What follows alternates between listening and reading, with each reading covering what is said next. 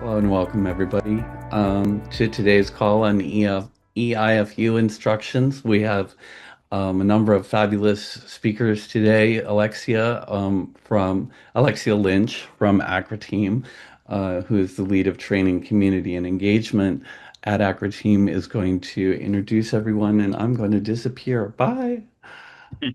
Thank you so much, Sean. Indeed, welcome everyone. Thank you so much for joining us today for this webinar on navigating the eIFU Regulation 2025-1234, Strategic Implementation Across Product Portfolios. As Sean said, I am Alexia Lynch. I am the Training and Community Engagement Lead with AKRA TEAM. I'll be your moderator today on behalf of MedTech Leading Voice, with whom we are partnering to bring this webinar over to you. We're going to share some practical guidance on how MedTech companies can prepare for expanded eIFU eligibility across professional use devices in the EU, with a focus on implementation challenges, regulatory expectations, and system-wide opportunities. I have the pleasure of welcoming our subject matter experts, and we have quite a lineup of speakers. We've got Diane Legere from DNV Product Assurance. She is Senior Clinical Auditor. Ardi Batman-Galage from Innovatum Inc. He is the president of the corporation. Muna Kabede, Senior Regulatory Consultant and a dear colleague of mine with the AKRA team. Roger Peterson, Senior Manager, Global Labeling, and part of the expanded regulatory team with Arthrex. And last but not least, Michael Kanya, the CEO of Medevo. Before we start, a few quick housekeeping notes for you all to know how to interact with the Zoom platform today. First of all, know that the session is being recorded. The replay and any available slides will be sent to all registrants. If you'd like a certificate of attendance, please enter your full name and email address in the Zoom chat. And I'll say that again because we always have a few delinquents who don't follow the instructions. We need your full name and email address in the Zoom chat, please, and we'll be more than happy to send you a certificate of attendance for the webinar. You can use the Zoom chat to say hello, interact, and share insights. And if you have any questions for our speakers, you can put those through the Q&A chat box in Zoom. And we will have a poll pretty much halfway through our webinar today for you to answer. We do hope that you'll interact with that poll so that we know a bit more about who you are out there. Thanks so much, and I will hand it over to my lovely colleague, Muna, for a short presentation.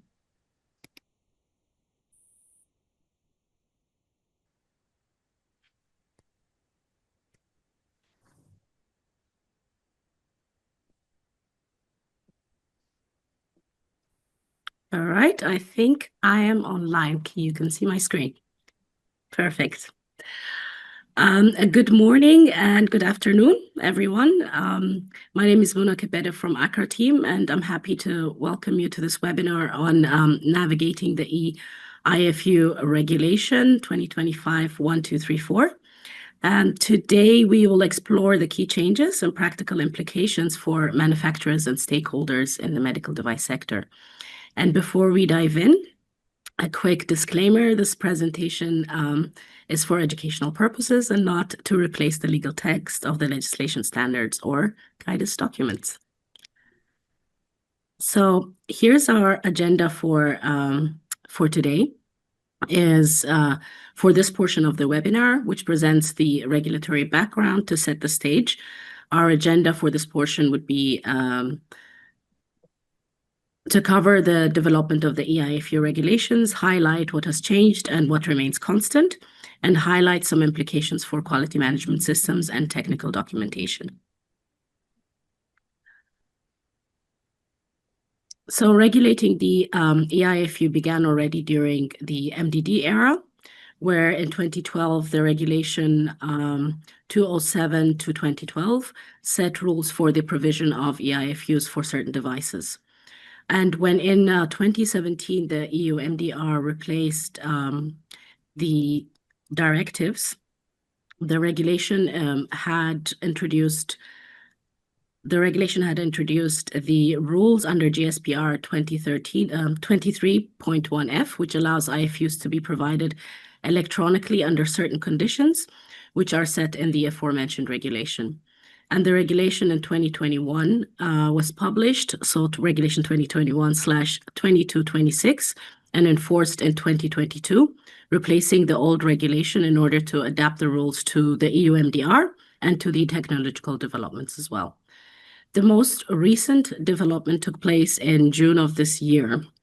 That is the regulation we are talking about today, 2012/1234, only amending the older regulation.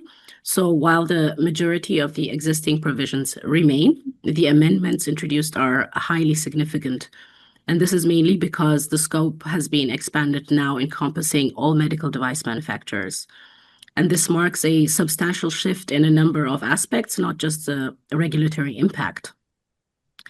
In addition, the changes include other significant aspects, such as a requirement to link the eIFU internet address to UDAMED, and revisions on how obsolete or historical versions are managed. And these updates also reflect, I suppose, the current zeitgeist, which align with today's technological landscape and growing emphasis on digitalization and online integration with the regulatory frameworks available. So the initiative to expand the scope stems from a concerted effort by the European Commission to modernize and streamline the medical device regulation. The survey conducted in 2024 targeting healthcare professionals played a pivotal role in highlighting the sector's readiness and preference for digital solutions. So now all medical devices and their accessories covered by the EU MDR intended for professional users are included, including legacy devices and devices without a medical purpose, an intended medical purpose, listed in Annex 16 of the EU MDR. With this, the Commission aims to enhance the efficiency and accessibility of medical device information, which ultimately contributes then to improved patient safety and care outcomes. So underlining this, additional changes also emphasize the importance of traceability and transparency. And hereby they set retention periods which have not changed, they remain unchanged. And most notable is also the removal of point 12 under Article 5 of the Regulation 2022/2226, where manufacturers are no longer required to have systems in place to inform users of eIFU updates or corrective actions for the downloaded eIFUs. And with the replacement of point 13 under that same article, the amendment cements that all historical eIFUs do not need to be available on the website. Instead, obsolete versions may be made available upon request. So this is not only a load off for manufacturers, but also makes a lot of sense from the risk perspective and may provide more opportunities for mitigation. So despite the changes that are pretty significant, there are some constants which remain, mainly embedded within risk, which includes usability and security considerations as well. And the risk management still plays a central role in eIFU management, and manufacturers must assess and document this assessment. They must assess the appropriateness of providing the eIFUs electronically instead of in paper form. And in this, certain elements such as knowledge and experience, environment, access and security, compatibility, as well as emergency situations must be considered. And usability and human factors are also very critical. The eIFU must maintain or improve safety compared to the paper eIFUs, as said, and the manufacturer must continue to obtain data from the field and collect and monitor the use of the eIFUs to verify and improve the system. Therefore, the risk assessment should also be updated based on post-market experience continuously. And now turning to practical implications of the eIFU for QMS and technical documentation. A few highlights are the QMS must enable ongoing consistency in content, and allow a timely access to paper eIFUs free of charge to users. And this is embedded within the risk assessment time frame, the time given in the risk assessment, or no later than 7 days, which remains the same as in the old regulation. This guarantees that access to instructions is never a barrier to safe use of the device, even in emergency situations and for users who cannot access electronic formats. The design and functioning of the eIFU system must be properly verified and validated with evidence maintained in the technical documentation. So also version control should be embedded in the change management process to enable real-time updates as well and maintain traceability. To this end, manufacturers are expected to establish and maintain robust procedures that cover the entire life cycle of the electronic instruction for use. The technical documentation must include evidence how these requirements are met and applied in the risk management system and the usability files, as well as in the PMS plan and report. Even supplier documentation may be required, including records from, for example, translation services, platform providers, or technology solution partners, ensuring that every aspect of the eIFU's creation and maintenance is traceable and controlled. So, in summary, compliance with the new regulation requires a holistic approach and most probably also a cross-functional team to apply efficient solutions. The eIFU system must guarantee that users can always access the most current and relevant instructions, regardless of their location and the device. Yeah. So this is just a short input and a summary before the more interesting part, which is the panel discussion. And I thank you for your attention. And we'll end this short presentation at this point. Thank you very much. Thank you Thank so you. much, Muna. So I see that we already have the poll up. I was going to say, indeed, we are going to run a very quick poll for the audience to enter a few details about who you are, where you come from, what your specific area of focus is with regards to this topic. That'll really help us understand a bit more about who is viewing the webinar today. Thank you so much for that. Muna, I'll let you also interact with our speakers here so we can get things kicked off while the audience goes through the poll. Thank you. All right. Thank you, Alexia. Yeah, I look forward to this discussion and welcome fellow panelists and our speakers. I'm very happy to share this time with you as well. And to kick off the discussion, I would like to start asking each of you to please share one key concept for this topic from your perspective. And I guess I will begin with ladies first. Diane Leger, would you like to kick off and let us know one key topic from your perspective? Yeah, I feel like this is probably everyone's going to be wishing they were first, because we probably all have a similar answer around change management and how this change in the regulations has really pushed forward the need to be very strict with change management and how that's going to be addressed in your QMS system. Perfect. I will move on to Artie. Would that be okay? Oh, absolutely. And she laid it out for me. Thank you, Diane. I come from a background of about 25 years implementing labeling and artwork management systems. And I look at an eIFU system. In some cases, it is one system, but in many cases, there's the system that manages the back end at the manufacturer location with change control, etc. And also then there is the eIFU hosting, which can be done in-house, or it can be done with a service provider in a multi-tenant eIFU system. So I think it's really important from the label artwork management system perspective to have version control, to have source control. If you're doing InDesign files to generate your PDFs, whatever you're doing, a lot of companies manage those in folders or in areas that are not as controlled as they probably should be. So a system that allows you to store that information, manage change control, link it with the catalog numbers, link it with the languages, and then push a button through an API to upload it to an eIFU system.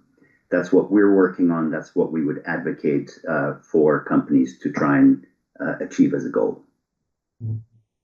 Thank you so much, Artie. Absolutely. I would love to move on to Roger. Hey, thank you. So I'd like to echo the change management process in support of eIFU to what I consider the most important aspect, and that is once the IFU is electronic, it becomes keenly relevant to the end user. Okay, it promotes safe and effective use of that respective medical device, IVD, and with that, consider, largely, devices that have been on the market, they're in distribution. They might be in distribution for a year or two before they're actually consumed. And imagine, being able to provide, relevant, up-to-date instructional material that promotes safe and effective use on demand. And that is the goal behind eIFU. Great. Last but absolutely not least, Michael. Yeah, thank you.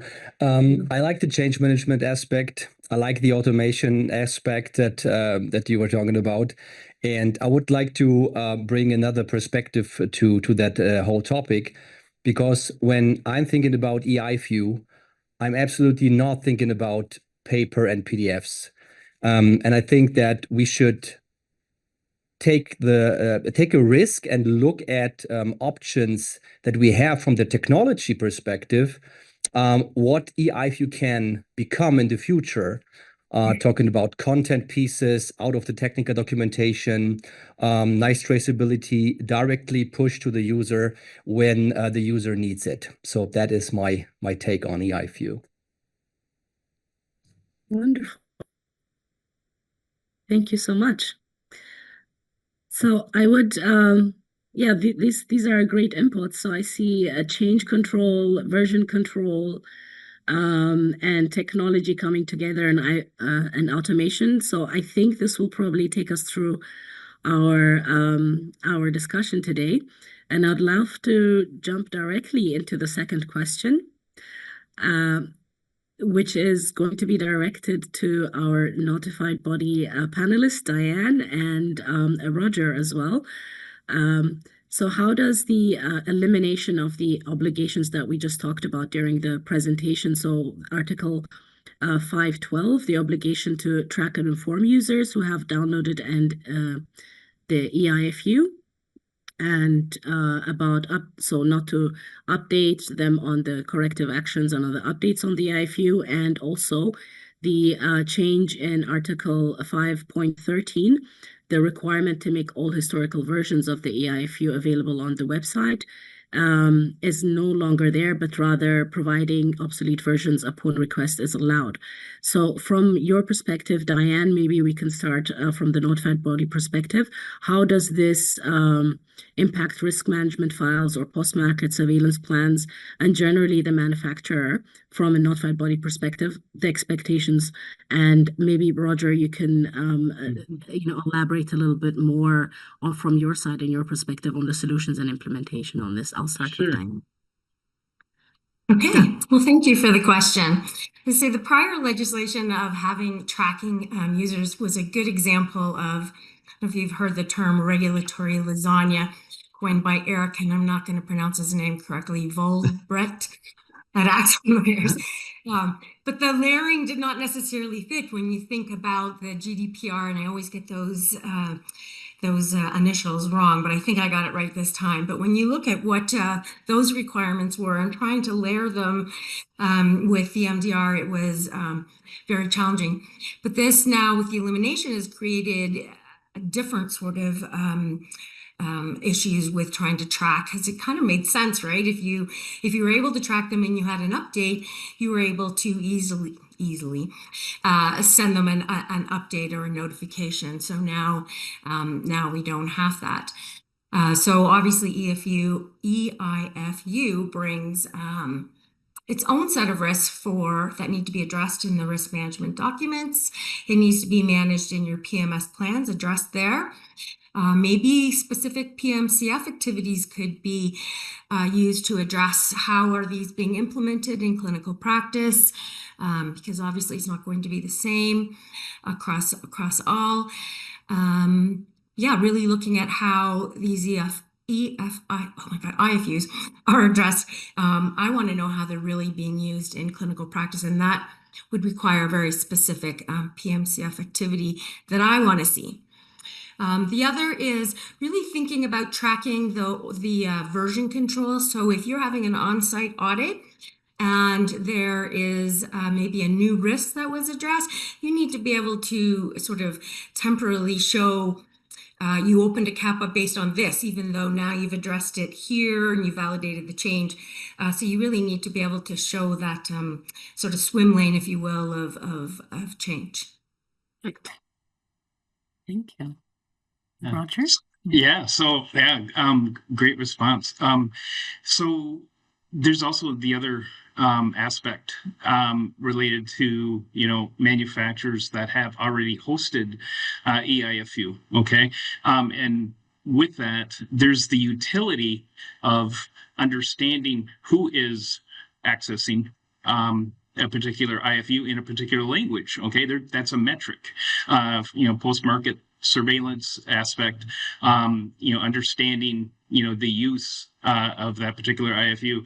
And with that, one thing that we have done is we actually make it voluntary, or we've enabled a voluntary function where an end user can subscribe to an IFU. Okay. And if they so do choose, they can, access an IFU, based on a notification that, by the way, this IFU was updated, additional indication clarification or critical warning, to give them that insight, that a change has occurred, is very important, for the end user to understand that.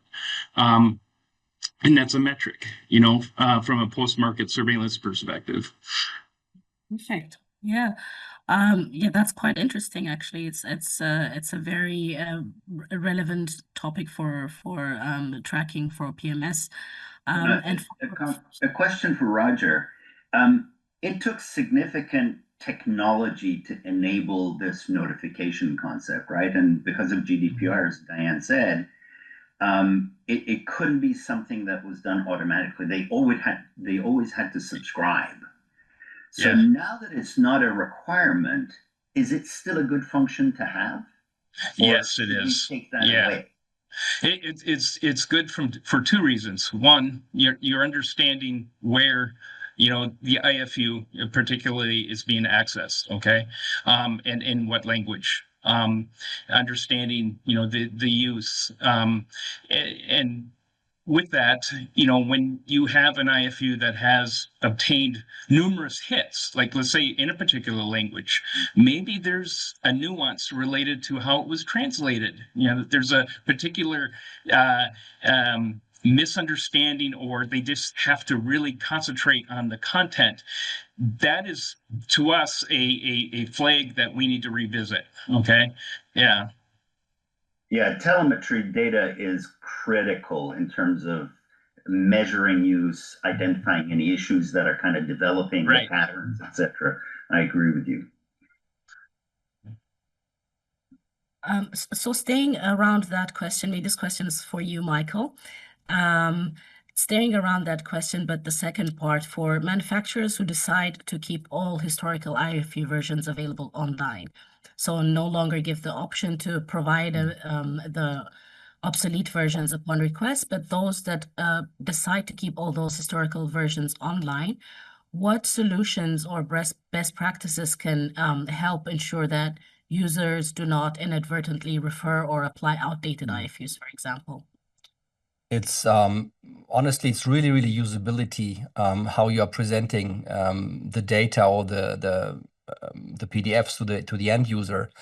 And sometimes you have these use cases where you are maybe marketing disposable devices. So what about maybe older versions and you have something on stock? Then you have maybe the non-disposable devices where then the updates are related to your current product or maybe to a specific version of the product and so on. So there are a lot of use cases, and it's not so easy to say, okay, you simply have a current eIFU and then you have some older versions. So you need to clearly communicate that.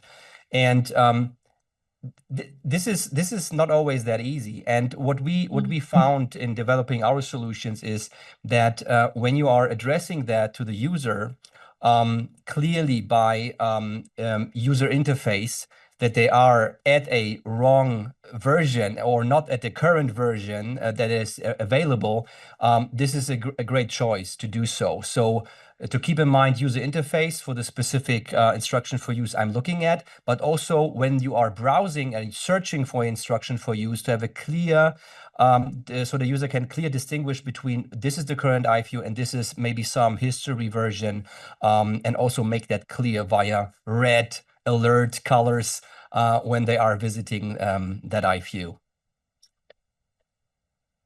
Perfect. Thank you so much. And talking about versions and version control, I think there are questions around that as well. And coming to my fourth question, RD, would be great if I could address this question to you.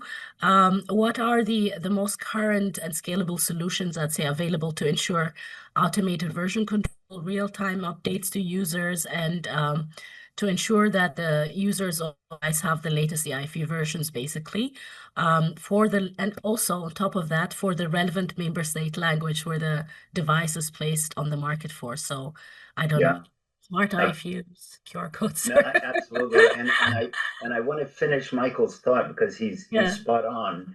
Yeah. But there's two aspects to this. There is the presentation layer, where a user goes into the website and scans or enters a reference number or maybe a GTIN or something to identify the product. And then at that point, through geolocation, often, the eIFU system determines that this person's coming from a particular country and their language is this, and et cetera, et cetera. So that's on the presentation layer, and also it should be aware of what the latest version is, et cetera. But something's got to feed that information into the eIFU site. And that's the job of the back-end systems. So you need systems in which you have a listing of all of the eIFUs, version control. So you've got version 1 and version 2 of the eIFU. And often with a version change on an eIFU, you're adding some catalog numbers that are now covered by that eIFU, or you're subtracting some catalog numbers that are no longer covered by that eIFU.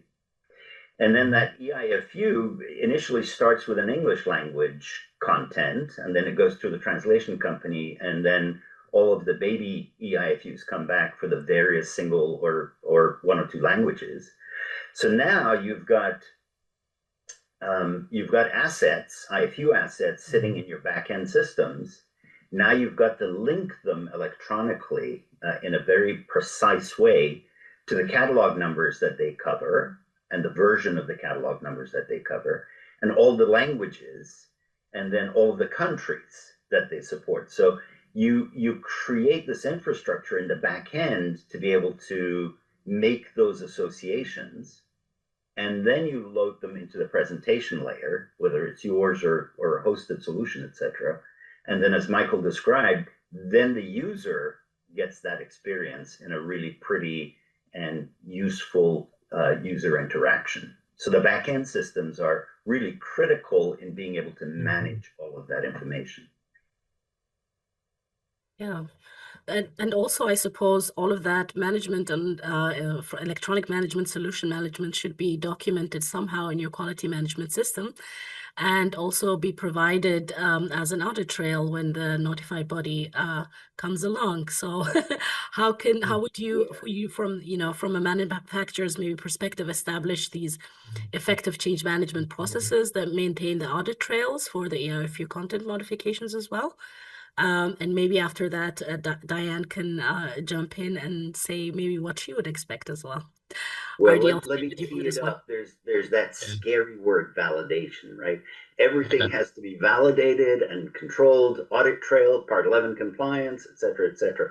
All of that has to be built in. And, you know, with any good GXP system, and this I would consider to be a GXP system, all of that has to happen. So pass it on to you, Diane. Yeah, you know, I was going to say these are living documents. We expect them to be living documents. They've always been. I just feel like now they're kind of maybe multiplied in a sense. But you know, back to you hear notified bodies often say, tell the story. So when you need to make a change to your document, you need to clearly document why, what was the assessment that showed that this change was necessary. Then you need to do the change. Then you need to use that scary word, validate, around how do you know the change that you made it was actually serving its purpose? Did it do what you expected it to do? So when I review it, that's what I want to see. I want to see that story. I want it to make sense. I want it to be clearly documented and, you know, link references to it. And then also the knock on. I want to see that whatever changes you made on this document, there's all these other documents and processes that are affected by it. Show me that those were updated as well. And then I want to know what extra or additional risks do the eIFU, God, I really struggle with that, make, and how have you addressed those? So again, tell me the story of how you're addressing this. Don't just go, okay, this is going to be, when I look at my regulatory strategy, easier because it's electronic and I don't have to send it to the printing press. And every time I make a change, it brings its own other set of risks and issues with it. And you need to show me you planned for that. Perfect. So I'm gonna jump to a 12th question that I had actually, because right now we're talking about risk, and I'll stay with you, Diane, on this, and I have a question for Roger right after. So what would be the major risk assessment elements specific to eIFU delivery that are often missed by manufacturers or inadequately assessed or misunderstood? Yeah, that's probably a good question for some of my panel here, but I will just tell you that for me, I'm looking at accessibility. I'm looking at your security and how you're going to ensure that the IFU is not tampered with. I'm going to make sure that version control that we've talked about quite a bit here already. And then again, just making sure all GSPR 23.4 that's relevant to your IFU is still relevant. So the rest, I think if anyone else can add to my answer, that'd be great. Yeah, Maybe great. from a very high level technical perspective, like when you have the accessibility of the IFU needs to be assured, how are you managing that if your server goes down? What is your backup server? Or is there any geo redundancy in your landscape and so on? So I think this is things that when someone starts thinking about, oh, let's move to eIFU, they are not thinking about that. Yes. Absolutely. And sorry to jump in on that. That is key. You know, the failover, redundancy of hosting an IFU, eIFU, making sure that, you know, in the true sense, it's persistently accessible, but for the end user, it's critical from an IT perspective. And just because it's something that happened last week, we had a major AWS outage last week, and a bunch of systems weren't accessible over the internet worldwide. So this can also happen, and those things happen sadly. But it's not about this major outages that we have from huge providers. You need to start with your own systems to keep them alive. Yeah, perfect. And so talking about systems and online systems, that is a big topic and has been since the UMDR kicked off. and functionality. I'll go back to question 7, and I would love to stay with you, Michael, on this one. What solutions can manufacturers implement to ensure that the internet address, for example, where their eIFUs are hosted, remains continuously up to date on UDAMED? So real-time updates from a QMS perspective. So if you want to jump in afterwards, perfect. And or automated solutions that can support and maintain accuracy and compliance. Yeah, I think this is a brilliant question, because you are changing things on your website or on your eIFU platform and so on, and how to ensure that, because you want to point the people to the right address, and which is also registered on the UDAMED. So what we think is a best practice here is to maintain an evergreen linkage to the products that you have on your site. So it doesn't matter how many times you are uploading a new revision of a specific document for that product, it needs to stay evergreen, so never expire. It should be always the same URL and everything. So this is something where when you are implementing or coding something on your own, you need to have that in your design inputs to develop that, because this link that you are registering in UDAMED, it should be never be changed for this specific product when you are taking, for instance, the product code as a URL slug, but everything inside of these addresses needs to be untouched for eternity. I love that answer. I'm going to tell you, I try to think about as a clinician. So my background is in critical care. And when I try to think of how I would incorporate eIFUs, because I'm going to be honest, I don't remember using one when in my almost 20 years of clinical practice. I don't remember really using one. So I don't really understand how we're going to ensure clinical users are aware of this. So that's sort of a question from me. And then also what Michael's saying, I need it to be the same. I'm busy. I haven't peed for 8 hours, and I need to be able to go onto that site and navigate it easily, and it needs to look like I think it's going to look. So I love that answer, Michael. Perfect. Yeah, the other element, if I could just add, is remember the linkage on the label that's on the box. Yeah. Right? Roger and I are. Right. Yeah. Because that, if your product, and we have customers that have 10-year shelf lives, so all of that needs to be static on the label and evergreen, as Michael said. It's super critical.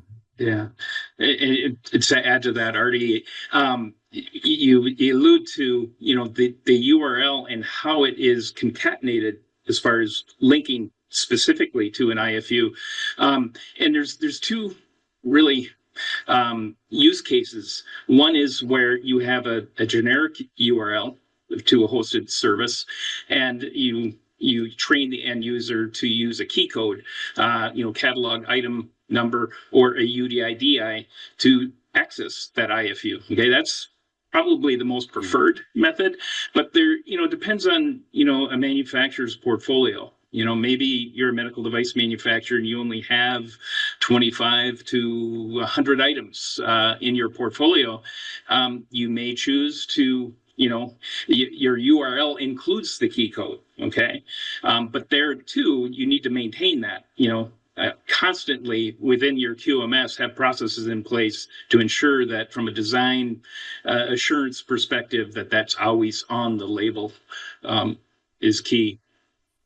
Yeah, and to add to that, Roger, if I could add to that very quickly, it's also part of the website design that if a company makes a decision to go with the URL and then the key code of that particular product, that if that product is no longer on there, that you don't get a page not found, but you get a search bar into which you can put the new key code and then continue from that point on. It's a little thing, but it keeps it evergreen. Exactly. And to that point, ensuring that you alluded to earlier, when you add additional, let's say a line extension for a particular product, you add those key codes to your website, okay?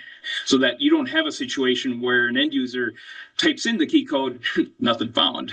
You always maintain that traceability of, okay, the portfolio is evolving over time, and that you maintain that to ensure that it's the eIFU is accessible. Sorry, I interrupted somebody. I think it may have been Michael.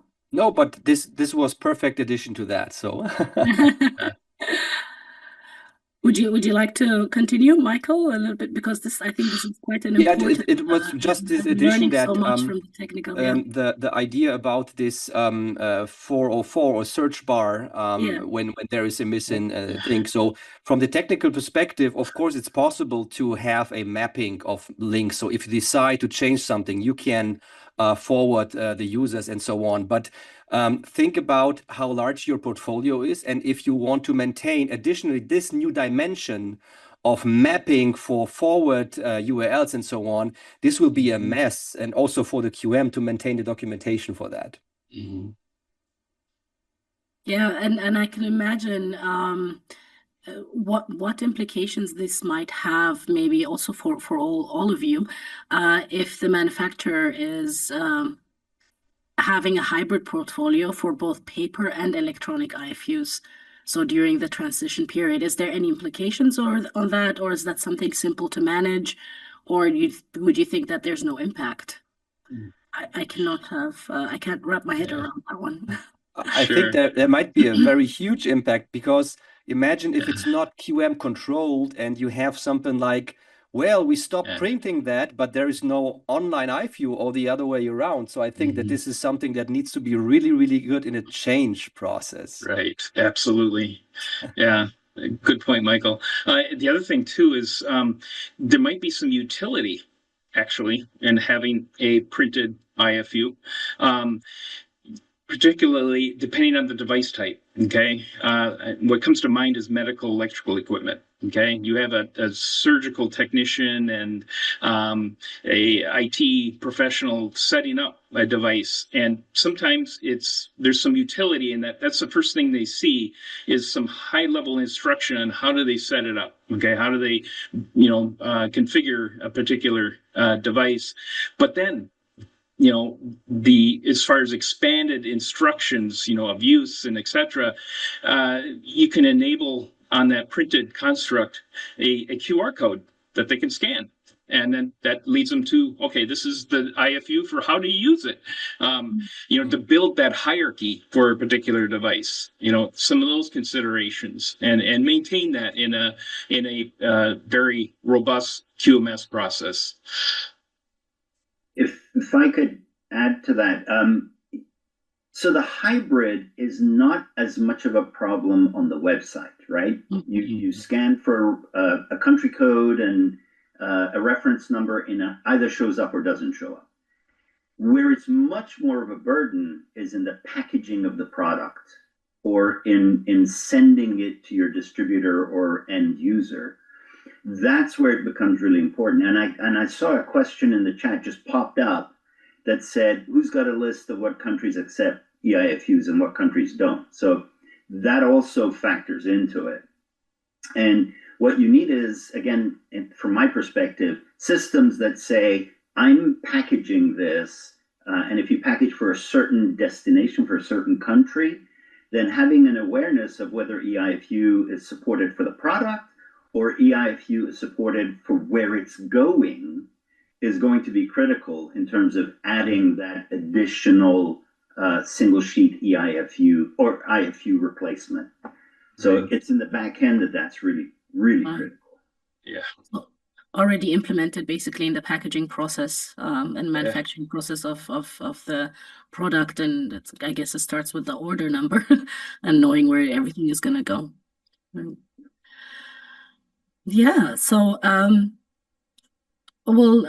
that was really great, this discussion. I love it. I'm gonna move a little bit to a bit of a different focus. So the manufacturer has now the option to implement electronic eIFU or paper eIFU. So I'll go back to Artie and Roger for this one. So how should manufacturers maybe approach the optional nature of this eIFU adoption from a regulatory strategy perspective? And what would determine like a go, no-go decision per device? So what's your experience in this? And of course, Michael and Diane as well, you may jump in. I think this is for everyone. I defer to the maestro, Mr. Peterson, on this one. So yeah. Yeah, well, and thank you, Artie. What comes to mind, go versus no go? I mean, in general, the idea of providing eIFU is advantageous from an end user perspective to ensure, relevant information. And then also from a manufacturer's perspective, the cost of maintaining a paper IFU. But what comes to mind really is products that are in the field, okay, that have a paper IFU versus, the most relevant information that's provided digitally or electronically.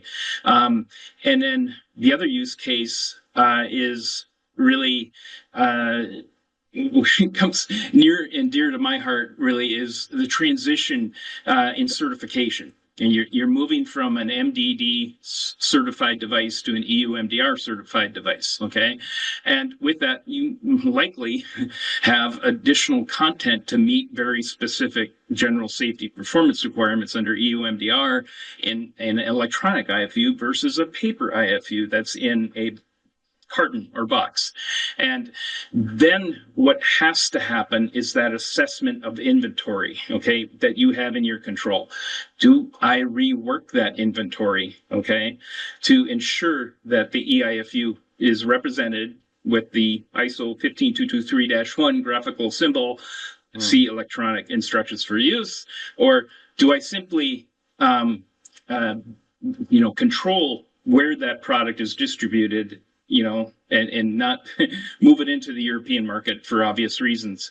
So those are some of the considerations really, that we're experiencing is, that transition and, going from, an MDD certified device to EU MDR. That's very important, to understand what you have in your control that might require rework actually. And in the manufacturing process, keep in mind there's bill of materials, and my God help us, we've gone through a bazillion BOM changes because of these kinds of things. So you have to remove all the IFUs. And then it like, for those of you who sterilize product, it has an impact on sterilization because all that paper is no longer in the box. So there are a lot of implications, but it is a huge money saver with massive ROI that can be established very quickly. Right. And you bring up another good point, Artie, regarding the size of that IFU. Under MDD, for instance, that IFU may have only had maybe 6 or 7 languages. As you know, under EU MDR, national provisions, decrees within the member states of the European Union, for instance, intend to enforce language requirements. So that IFU, all of a sudden, you've got, maybe 20 languages in total, okay? Well, up to, the 23 representing the European Union. And so with that, to go from a paper 7-language IFU to a 20-page is sometimes not feasible. Okay, so it's almost forcing the or leveraging really the utility of eIFU availability. We saw even manufacturers getting problems that during the packaging validation, the huge IFUs were damaging the sterile barrier, and there you have it. Yeah. Yeah. Absolutely. Yeah, I was just going to add that my expectation is that the manufacturer knows their users and is in control in that knowledge. So where's your device used? So what about devices that are used in the field where eIFU is just not maybe practical? There's no accessibility to it, or wartime, or conflict, or where I live in the middle of nowhere, when the EMS comes out. So just also really considering all of your users and how your device is used is important for my review. Yeah, I absolutely agree, Diane, on that as well, to consider all of the areas, and not only that, but also maybe the type of professional users that are using it. Who's your audience? It's not always the same type of professional user.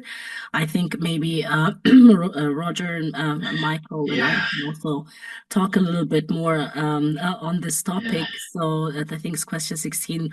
When you're assessing usability, for example, of your AIFU or evaluating the user-related risks, what does that mean, for the design, the level of technical And that's a good point. And Michael actually, mentioned it early in this presentation today, or webinar, where this is headed, okay, eIFU.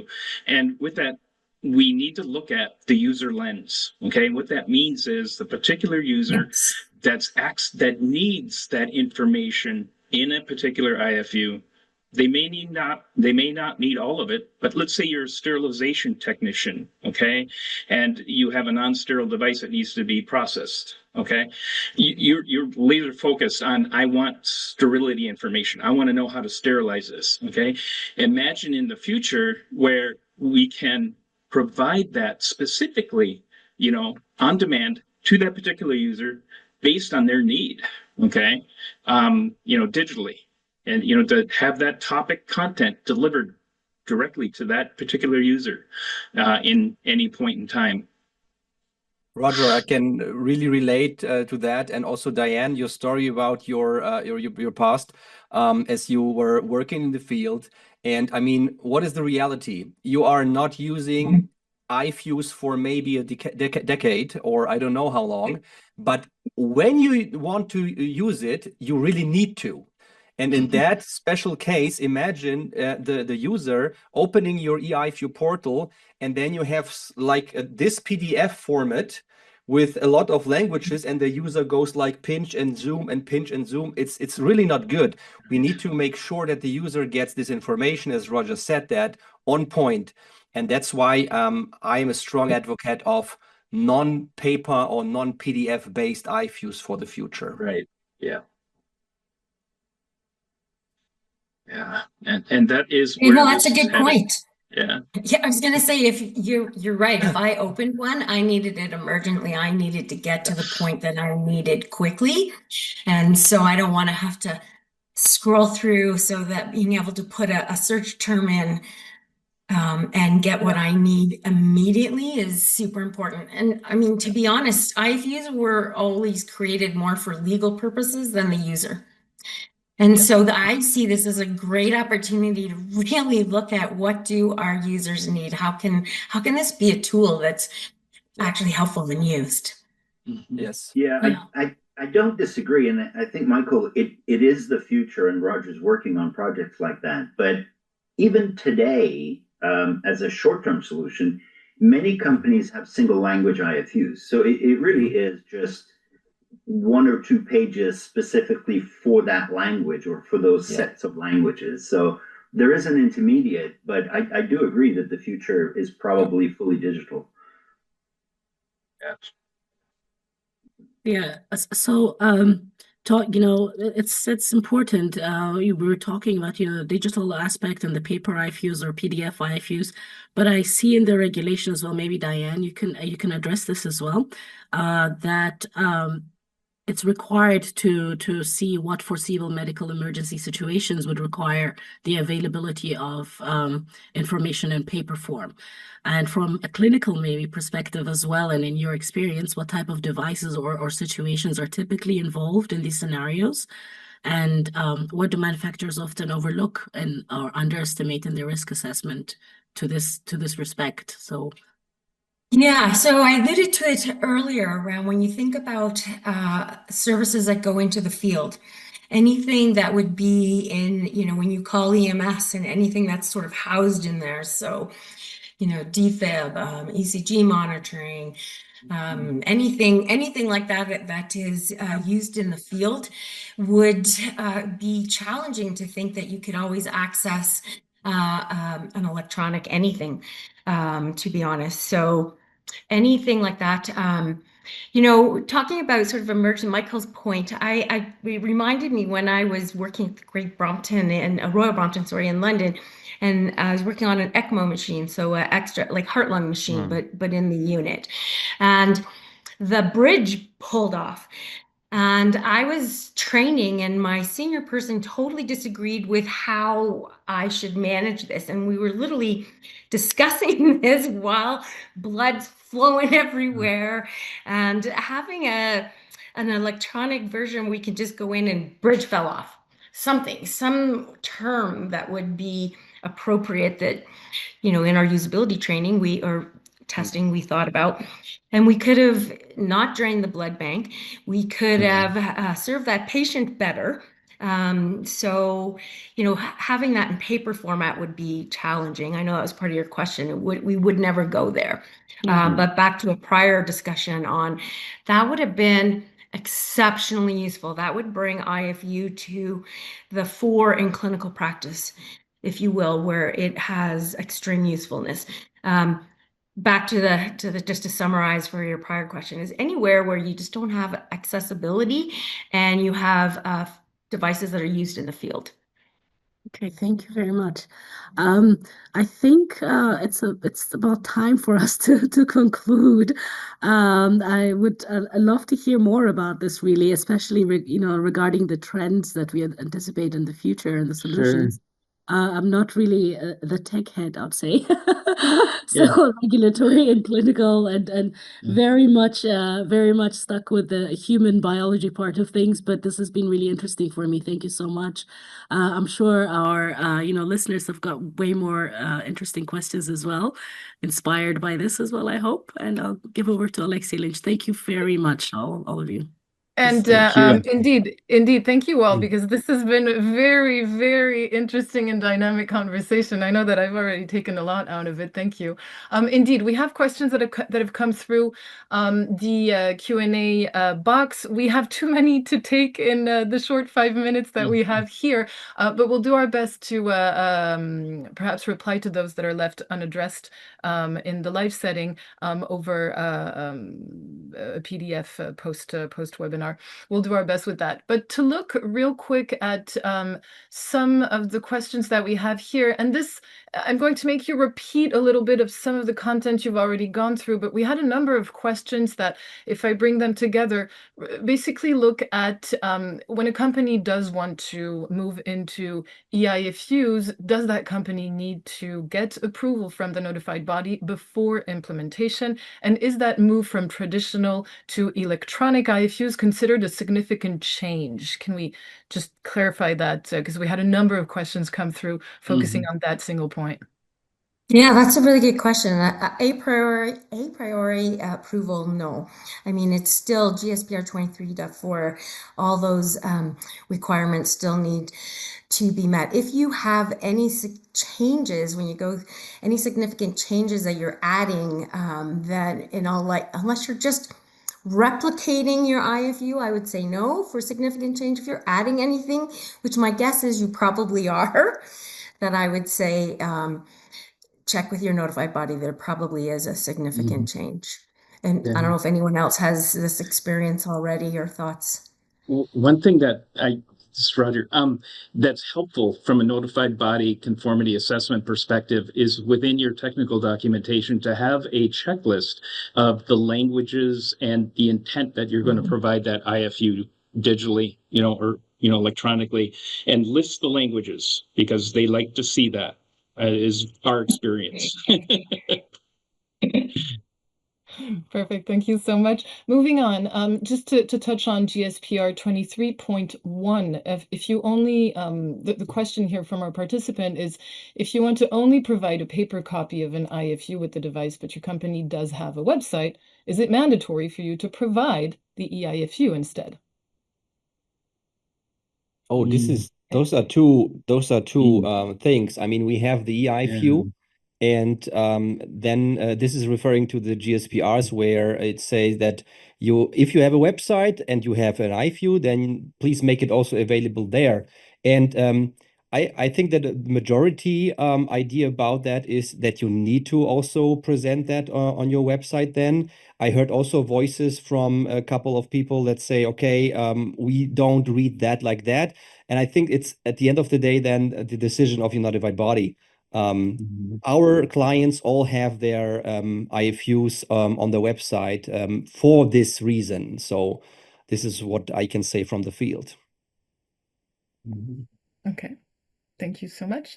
One that I found interesting is who within the organization is the best or most likely the best department to handle eIFUs, IFUs, artwork, symbols, and copy generation. I know it's a little loaded, but Wow. Roger, would you want to take that one?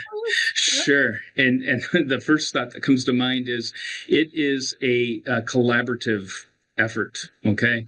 It is IT, it is regulatory, it is your labeling, content, functional area, all working harmoniously together to ensure accurate information is generated, and you're following strict change and release control processes to ensure that eIFU represents its intended use. Yeah, your post-market, your risk management, your clinical. Yeah, I think no one's left out of this party. No. And we're getting some hand clapping there, so I think that the audience agrees with us here. Very last one, I'll go real quick because we're running out of time. If a manufacturer uses an external service provider for its eIFU system, are there any documents that should be made available from the said service provider? Validation. Yes. Yeah. So we're probably not going to have time to go through that exhaustive list, but I would, I guess, say that we got a yes right there, a very strong yes from Roger. Yeah. So for that participant, I think the thing to keep in mind is to make sure that the service provider does know exactly what should be provided, because in principle, they should know. With that, we have hit time. Thank you so much, everyone. This has been a very, very interesting conversation. I hope that the audience has enjoyed it as much as I have, and Sean as well. We were chatting on the side saying, this is so great, we love it. And it's always fantastic when even the hosts take so much out of the conversation. So thank you so much for sharing your knowledge and time with us today. Sure. For the participants, remember to send us, well, we will send you, the certificates of attendance for those that have complied to putting their name and email in the chat box. Thank you so much to our speakers. Thank you so much, Sean and MedTech Leading Voice, for hosting this webinar with us at AKRA Team as well. And I want to wish you all a very good rest of the day or evening. Thanks again. Thank you. Thank you, everyone. Bye-bye. Bye-bye.